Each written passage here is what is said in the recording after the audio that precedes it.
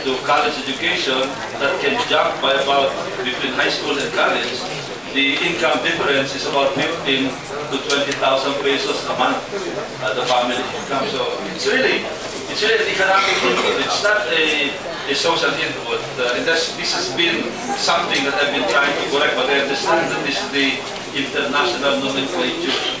I think we must reformulate our viewpoint as far as education is concerned and look at it as an economic input instead of a social service input. Now, on other observations, may I add, for example, Madam Chair,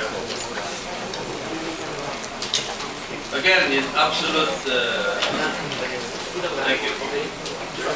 In absolute terms, we have increased, the budget of DEPED has increased, but with regard to the national budget, in 1998, your share was 15.96%. Last year it was 11.87%, and for 2010, it has been reduced further to 11.22%. Madam Chair, this is something that we must correct. And finally, with respect to how we are doing in relation to the other countries, I'm now finalizing my questions, Madam Chair.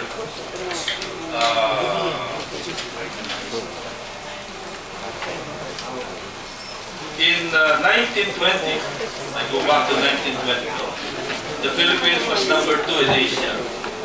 In 1940, we went down to number 3 in Asia. In 1970, we went down to number 4 and number 5, tied with Korea.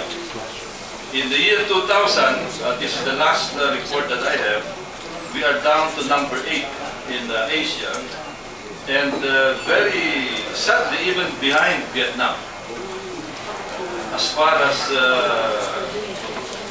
level of education is concerned, based on the United Nations assessment.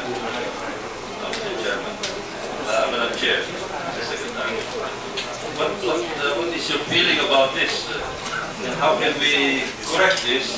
Of course, the correction, of course, we have to go beyond the confines of the DEPED, beyond the level of the Secretary of Education.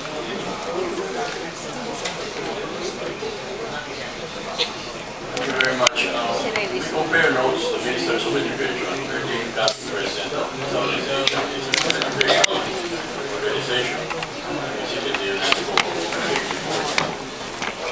There are a lot of initiatives, but because there are many different ways of thinking out of the box. Vietnam, for example, Your Honor, not known to us, is the world champion in mathematics.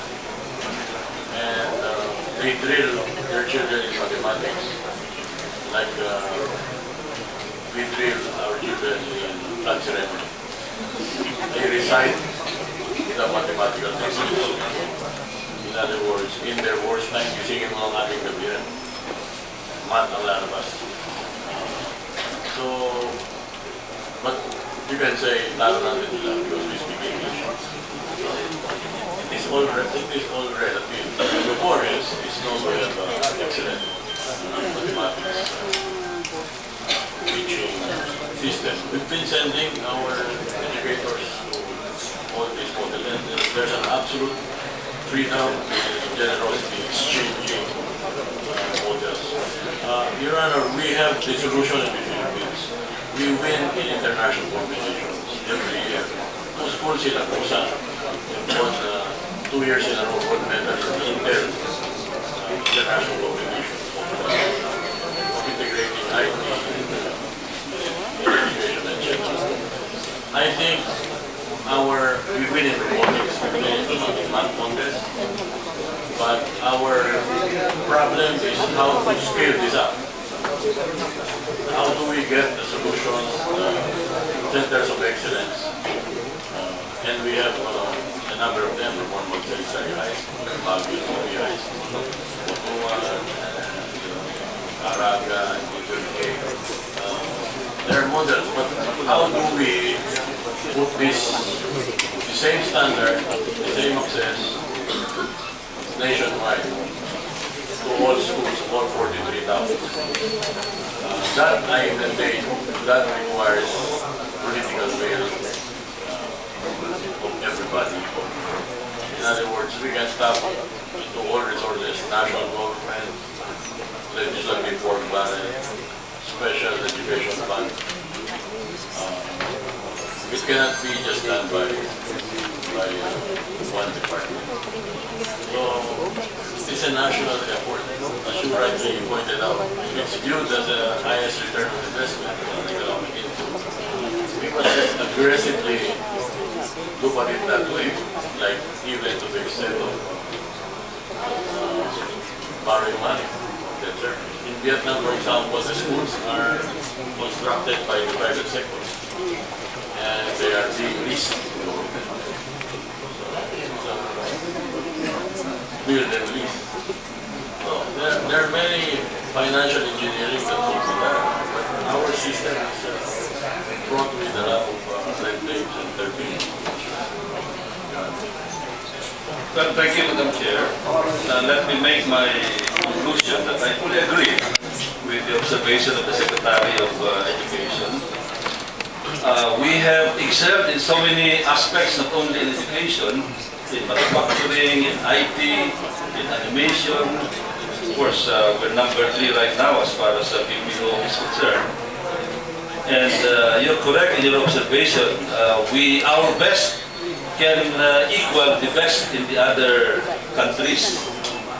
It's just the average that is not comparable. So we have to improve that average so that it becomes now a national achievement instead of a singular achievement by extreme examples of excellence in the country.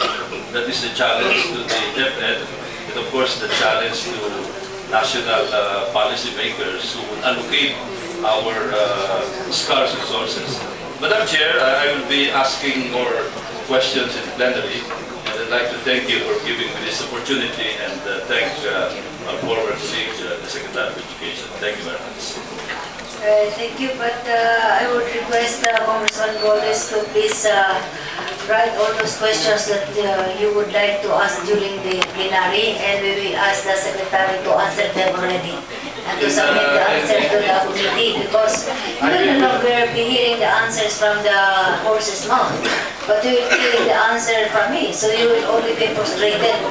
I will follow the DEPED system. The teachers do not give the students the questions first. These are all surprise questions. I'm sure that the Secretary of Education, knowing how competitive he is, would relish